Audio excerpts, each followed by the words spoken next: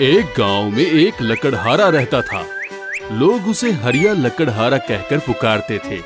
जंगल से लकड़ियां काटकर उसे बेचकर उसका गुजारा होता था। उसके घर में और कोई भी नहीं था। हरिया खुद ही कमाता था और खुद ही खाता था। ये देखिए, देखिए हरिया बाजार से लौट रहा है। चलो अच्छा हुआ, लकड़ी का बोझ कम से कम सिर से उतरा। अब घर जाकर नहाकर खाऊंगा, फिर सो जाऊंगा। शरीर की सारी थकान मिट जाएगी।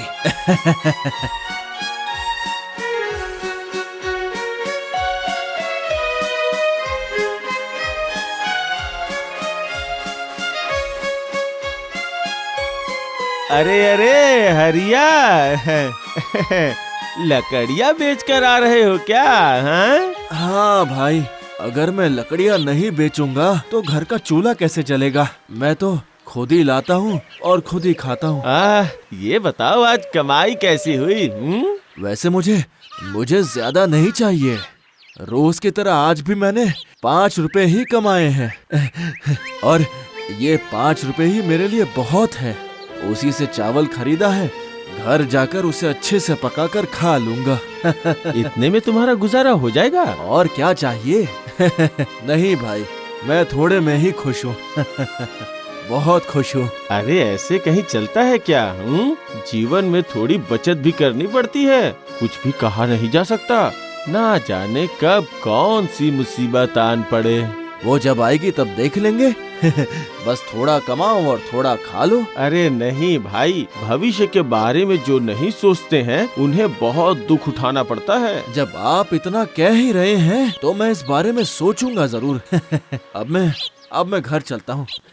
बहुत भूख लगी है, पेट में चूहे दौड़ रहे हैं। यहाँ से वहाँ, वहाँ से यहाँ भाग रहे हैं। जाकर कुछ पका के खा लेता हूँ।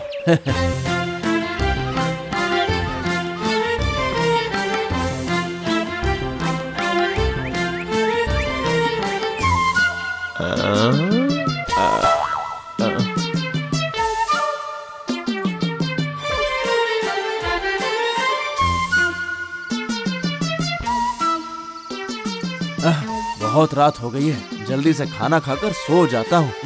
और कल सुबह जल्दी उठकर लकड़ी काटने भी तो जाना है। और उन लकड़ियों को बाजार में जाकर बेचना भी तो है।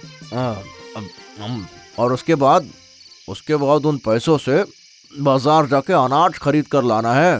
बाप रे बाप, बहुत काम है कल। नहीं, जल्दी से सो जाता हूँ।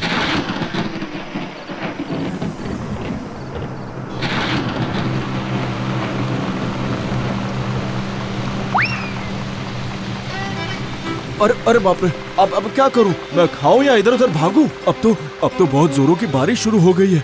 लगता है ये बारिश जल्दी रुकने नहीं वाली है। हाँ।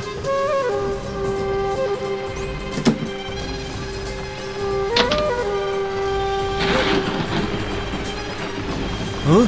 बारिश तो हो ही रही है। मैं एक काम करता हूँ, सो जाता हूँ। जो होगा वो कल सुबह देखा जाएगा। हाँ, सो जाता हूँ, अभी सो जाता हूँ।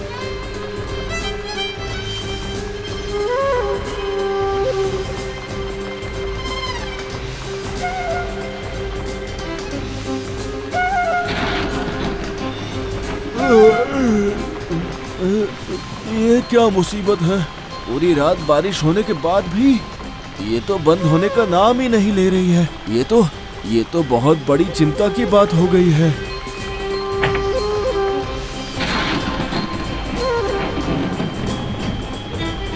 मेरे लकड़ी काटने का समय भी बीतता जा रहा है।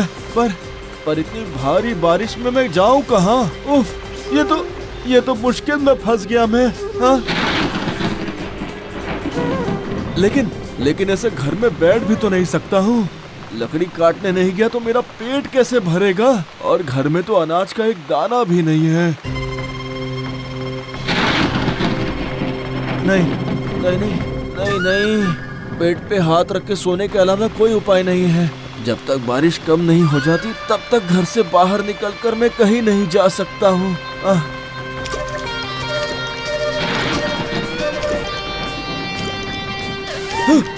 ये देखो क्या हो रहा है। हाँ, इसे कहते हैं दुर्भाग्य।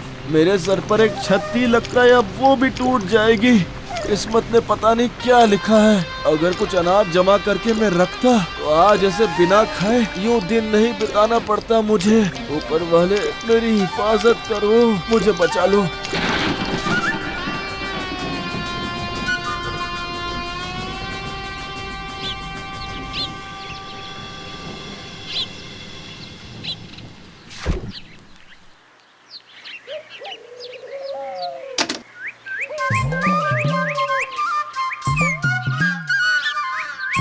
चलो आखिरकार 3 दिनों के बाद ये भारी बारिश रुक ही गई।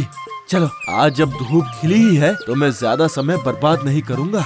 चलो मैं जल्दी से जाकर लकड़ियां काट के आता हूँ। हाँ जल्दी जाता हूँ।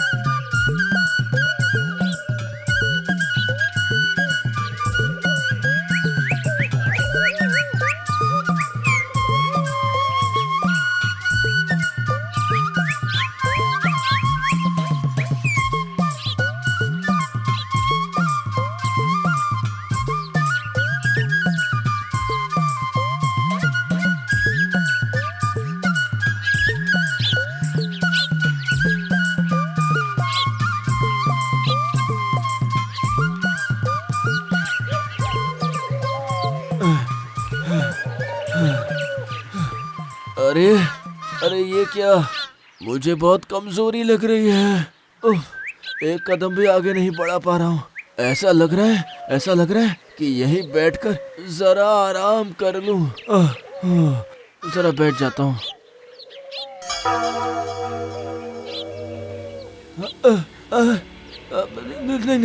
नहीं, ये क्या कर रहा हूँ मैं अगर यहाँ बैठा रहा तो कैसे चलेगा। किसी भी तरह मुझे लकड़ियाँ काटनी ही पड़ेगी, वरना मैं मेरा पेट कैसे भरूंगा।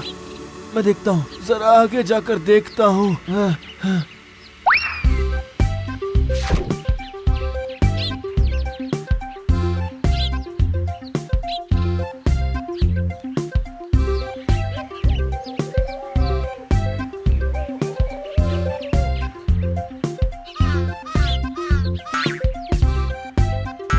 ये सब मेरी किस्मत का खेल है।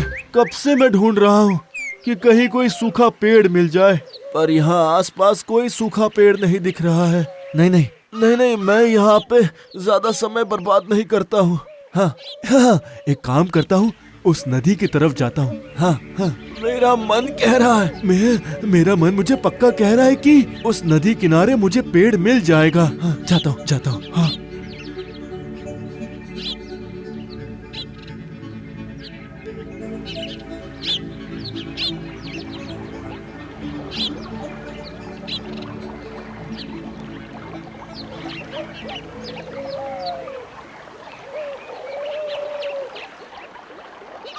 जैसा सोचा था वैसा ही हुआ। हाँ, वैसा ही बड़े छोटे हर तरह के पेड़ हैं। नदी का किनारा पेड़ों से भरा पड़ा है। बस अब मैं अच्छा सा पेड़ देखकर काटना शुरू करता हूँ। बहुत खुशी हो रही है, बहुत ज्यादा खुशी। ये वाला ये पेड़ बहुत अच्छा लग रहा है। इसकी डालियां भी नीचे की तरफ झुकी हुई है। इसे काटने में आसानी होगी। हाँ, ज्यादा मेहनत नहीं करनी पड़ेगी। नहीं, ज्यादा समय बर्बाद नहीं करता हूँ। हाँ।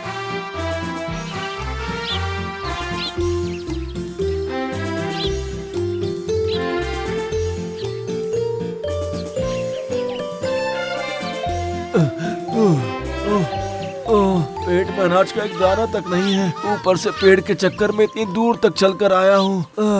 पूरे शरीर में भूख के मारे मेरे शरीर में जैसे झनझनाहट हो रही है।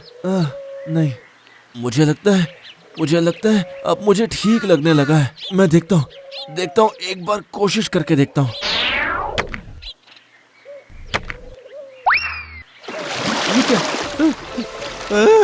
ये क्या हो गया मेरे साथ?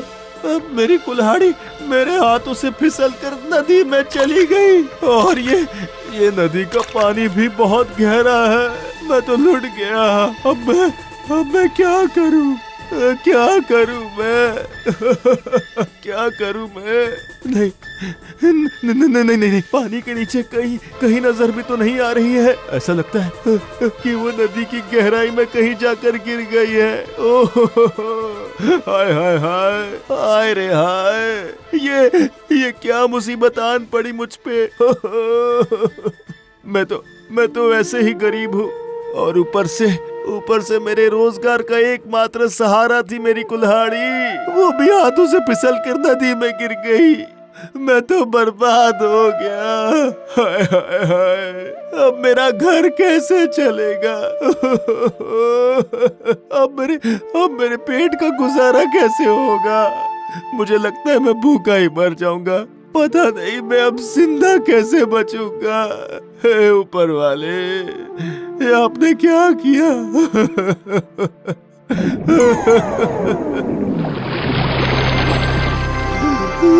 क्या हुआ हरिया, तुम ऐसे रो क्यों रहे हो?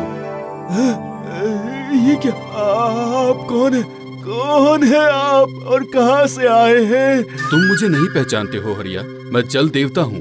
ये नदी ही मेरा घर है। इसका मतलब आपने मेरी मन की बातें सुनी ही होगी, और आप समझ गए होंगे कि वो कुल्हाड़ी मेरे लिए कितनी कीमती है। अगर मुझे वो नहीं मिली तो बहुत मुश्किल में फंस जाऊंगा मैं, बहुत मुश्किल में।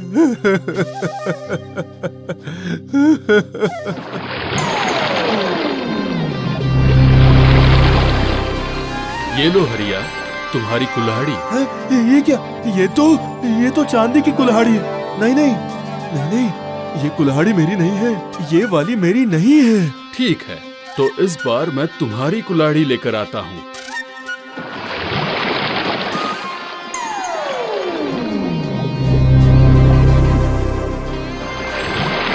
ये लो, ये जरूर तुम्हारी है। नहीं, ये भी मेरी वाली नहीं है, ये तो सोने की है। आपसे जरूर कोई गलती हो रही है जल देवता। मेरी कुल्हाड़ी तो लोहे की है वो। ठीक है, इस बार कोई भूल नहीं होगी। जरा प्रतीक्षा करो, मैं अभी तुम्हारे लोहे की कुल्हाड़ी लेकर आता हूँ।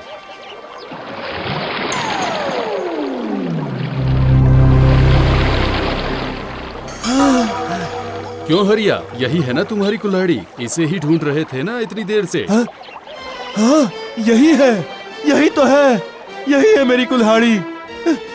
मेरी कुल्हाड़ी। जल देवता, मेरी कुल्हाड़ी आप मुझे दे दीजिए। ये लो, अब तो तुम खुश हो ना?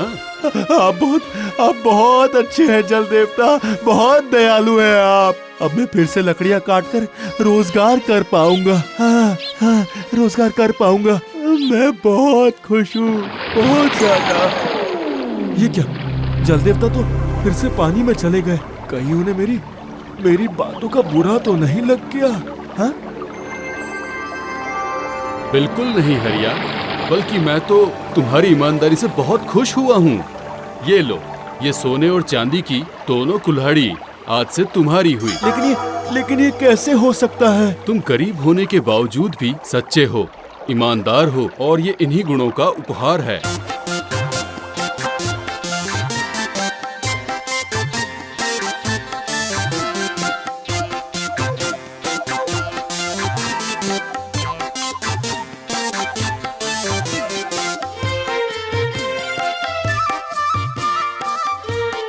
चलो, अब मैं इन दोनों को सुनार के दुकान पर ले जाता हूँ। उपहार में मिली सोने और चांदी की कुल्हाड़ी को बेचकर लगता है कुछ पैसे जमा हो जाएंगे और खाना भी आ जाएगा। मुसीबत में वही पैसे और अनाज काम आएंगे। हाँ। अरे, ये क्या मामला है?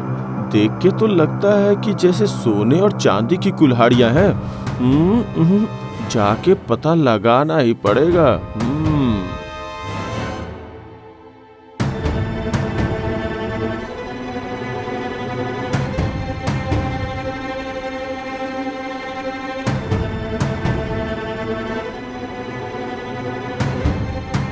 वो रही, सामने ही सोनार की दुकान है। जाकर इन दोनों को अच्छी कीमत में बेचता हूँ।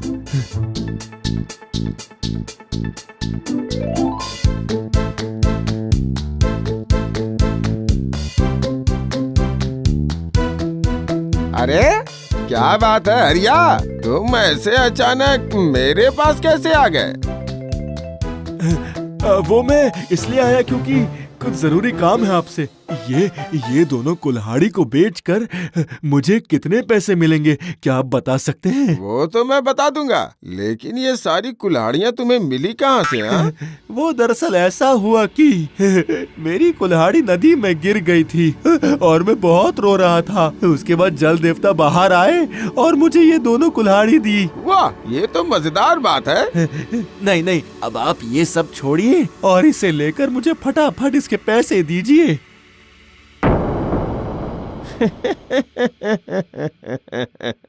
मजा तो अब मैं चखाता हूँ। मैं भी ठीक इसी तरह उपाय करके जल देवता से सोने की कुल्हाड़ी हासिल करूंगा। हाँ, जिसकी जरूरत थी वो मिल गई। इस लोहे की कुल्हाड़ी को नदी में फेंक दूंगा। हाँ,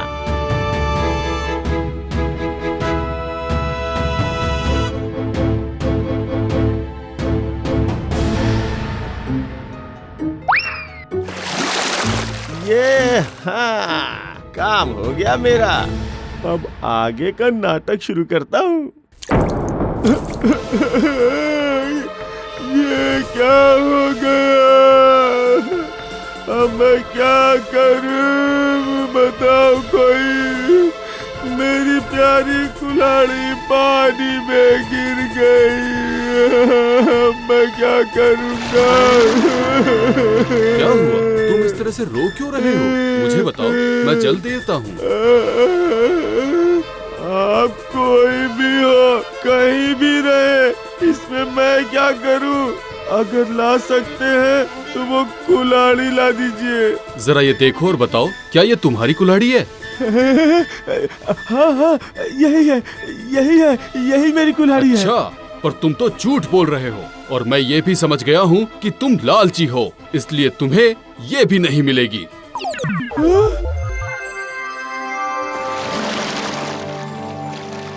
अरे ये क्या हो गया? सोने की कुल्हाड़ी हाथ में आके निकल गई। ओह, नहीं, लगता है लालच का फल ऐसा ही होता है।